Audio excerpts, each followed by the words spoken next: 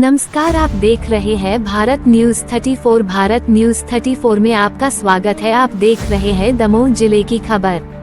दमोह के विवादित मिशन अस्पताल और गंगा जमुना स्कूल को लेकर प्रदेश कांग्रेस प्रवक्ता मुकेश नायक ने दोनों संस्थानों का समर्थन करते हुए कार्रवाई को साजिश करार दिया। मंगलवार को निवास पर प्रेस कॉन्फ्रेंस में नायक ने कहा कि मिशन अस्पताल गरीब मरीजों को सस्ती स्वास्थ्य सेवाएं देता था। यहाँ दर्जनों लोगों का डायलिसिस सस्ते दामों में होता था। अस्पताल बंद होने से कई मरीजों की मौत हो गई और शेष मरीजों को जबलपुर जाना पड़ रहा है।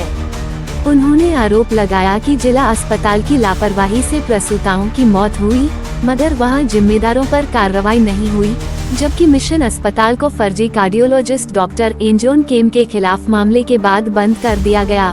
वहीं गंगा जमुना स्कूल पर 1.5 साल पहले धर्मांतरण और धार्मिक गतिविधियों के आरोप लगाकर कार्रवाई की गई, जबकि आरटीआई से स्पष्ट है कि पिछले 20 साल में दमोह में धर्मांतरण का कोई मामला नहीं हुआ।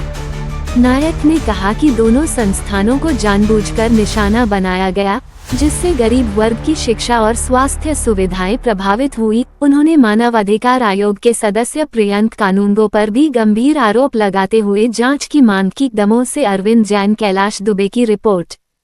केंद्रीय मंत्री का दर्जा प्राप्त है, जो इतने बड़े आयोग का राष्ट्रीय अध्यक्ष है, क्या दमोह में संस्था में हजारों आदमी काम करते हैं, हजारों आदमी, लाखों आदमी दमोह में रहते हैं, क्या एक भी आदमी नहीं मिला जो संस्था के खिलाफ एफआईआर करता?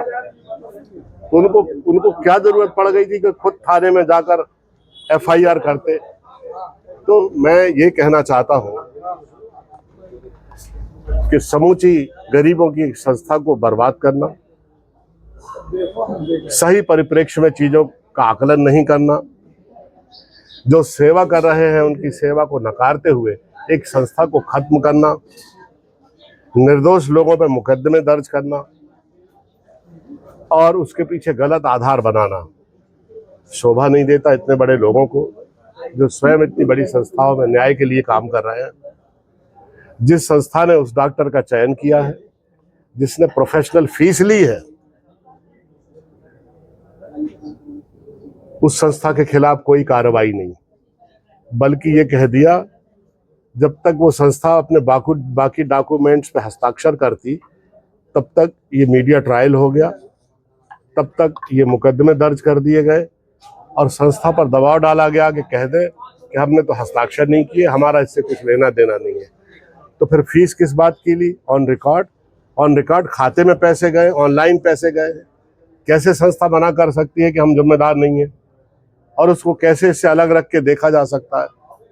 तो उनकी भूमिका को लेकर मैं तो ये कहूँगा कि एक जुडिशियल इंक्वायरी हो और ऐसे व्यक्ति को, जिसने हजार लोगों का रोजगार छुड़ा लिया, जिसके कारण डायलिसिस की कमी के कारण दमोह के 30 लोग मर गए, आप सब जानते हैं।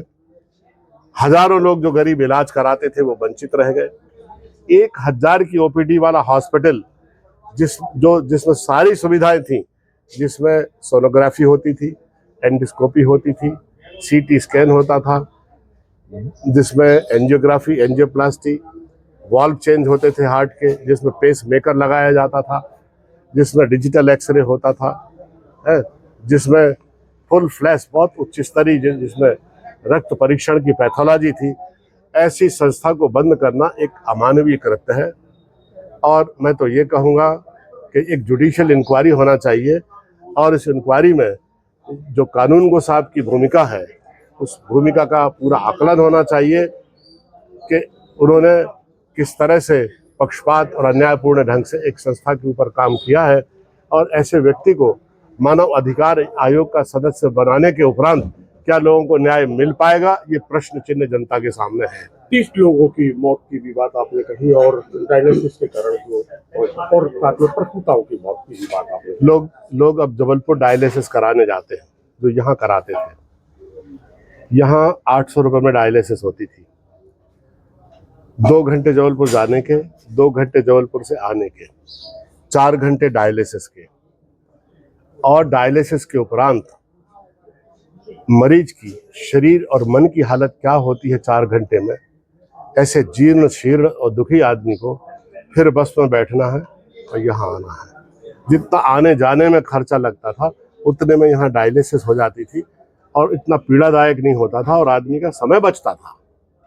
ऐसी सुविधा को नष्ट करना अमानवीय है और जो लोग मरे हैं इनकी हत्या का केस इनके ऊपर दर्ज होना चाहिए, इसकी जांच होना चाहिए। प्रसूताओं की मौत की भी बात उठाई। आप बताइए, इसकी किसी ने चर्चा नहीं की।